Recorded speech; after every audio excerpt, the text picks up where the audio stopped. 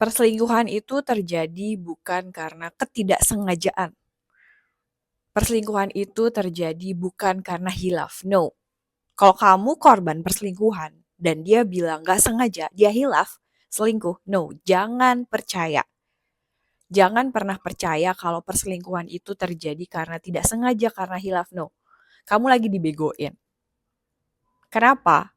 Dia itu menyesal karena ketahuan, bukan menyesal karena sudah melakukan itu. Aku kasih tau kamu ya, perselingkuhan itu terjadi karena keputusan. Sebagai manusia, dia tuh bisa memilih mau selingkuh atau tidak selingkuh. Perselingkuhan itu terjadi karena disengaja, ya karena keputusan tadi. Jangan pernah percaya kalau perselingkuhan itu terjadi karena hilaf. Hey, perselingkuhan itu banyak effort. Perselingkuhan itu berpikir. Berpikir gimana ya caranya biar tidak ketahuan. Bagaimana ya caranya biar dua hubungan berjalan dengan baik. Yang satu terang-terangan, yang satu disembunyikan. Tolong kamu pikirkan dengan baik. Gak ada perselingkuhan itu terjadi karena hilaf. Ketidaksengajaan. Itu bullshit. Gak ada kayak gitu. Masa iya dia gak sengaja jalan sama perempuan lain? Masa iya dia gak sengaja ngamar sama perempuan lain? Masa iya dia hilaf liburan sama perempuan lain? Semua hal yang dia lakuin itu dia lakuin dengan sadar. Dia ngapain coba? Bertransaksi untuk perempuan itu. Itu sadar loh. Ada otorisasi dari banknya. Entah dia transfer duit, dia booking hotel, dia beli tiket pesawat. Itu semua dilakuin dengan kesadaran penuh. Ada effort di sana.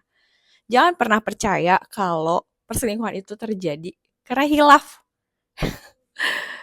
Dia lagi main game saja itu.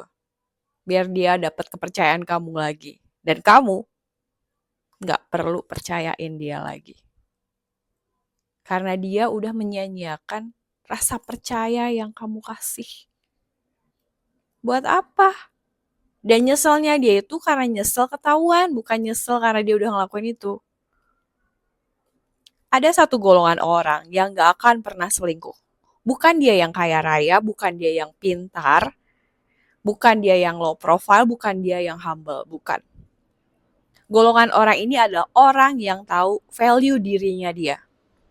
Orang dengan value diri yang tinggi itu gak akan pernah melakukan perselingkuhan, gak pernah selingkuh. Kenapa? Karena perselingkuhan itu hanya dilakukan oleh orang-orang yang value dirinya tuh rendah. Dia butuh validasi dari orang lain. Dia butuh validasi kalau dirinya dia itu laku.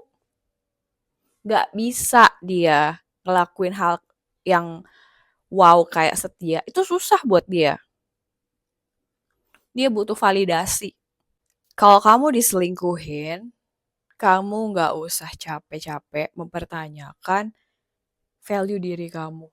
Apa kurangnya kamu dong? Itu bukti kalau dia nggak bisa ngeliat value diri kamu. Dia nggak pantas buat kamu. Kamu harus bedain antara ujian dan petunjuk dari Tuhan ya. Ujian itu bisa dari ekonomi, sakit. Kalau petunjuk itu lewat kekerasan, perselingkuhan. Itu kamu harus pikirin. Kamu harus bedain ya. Kamu pintar-pintar untuk bedain. Jangan mau dibodohi. Perselingkuhan itu terjadi karena emang dia mau aja. Kalau dia udah selingkuhin kamu, gak ada jalan lain selain pisah. Dan sebagai perempuan yang high value, kamu gak usah repot-repot untuk ngelabrak. No.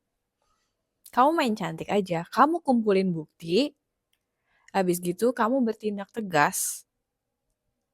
Pisah. Move on. Gak perlu kamu mewek-mewek atau gimana di depan dia. Enggak. Kamu mau nangis sampai sebanjir apapun, gak akan bikin dia berubah. Selingkuh itu kayak penyakit tau gak? Kambuhan. Mau kayak gimana pun, kalau dia mau selingkuh ya udah selingkuh aja.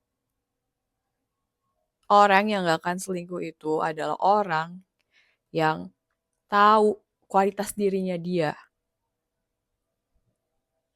Ada satu obat yang bikin orang itu selesai dengan perselingkuhan. Dia nggak selingkuh lagi. Cuman satu obatnya. Kematian. Karena apa?